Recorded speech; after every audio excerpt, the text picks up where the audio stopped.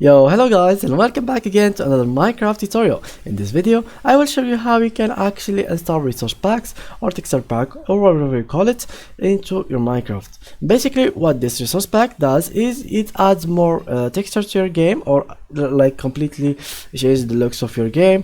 It will not really need a you will not really need a good PC to have a texture pack. You can find some like really decent texture pack for your PC, even if it is like really not that good. So now what you can do is go and open any browser you have and search for texture packs, and we add the Minecraft, and here you can add, after that you can add the version of your game. For me, I'm using 1.19.2, so I'm going to choose this one, and for example let's choose this website in here.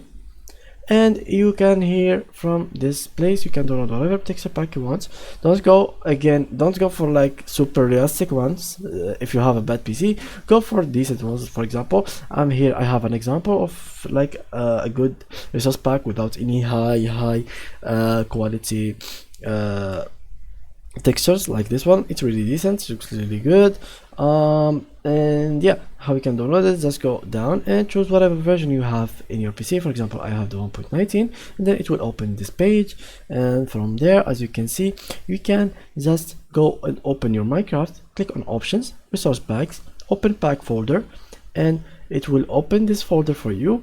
Go ahead and drag your texture pack in here with the zip file, not the file normally, that's the zip file, because the file will not work. And then go back to your game and you will find it just like so. In here, what you can do is click on this mark and then click on done, and after it will take like a couple seconds just for it to reload, and here you go, you have completely different game, like not completely different game, just different textures, like higher quality. And let's for example go here, and I don't have it in here unfortunately. Okay, it doesn't work. Okay, I was going to add shaders, but I didn't really find them. And yeah, what you could do if you find shaders is you can like mix texture packs with shaders, and it will really good, insane.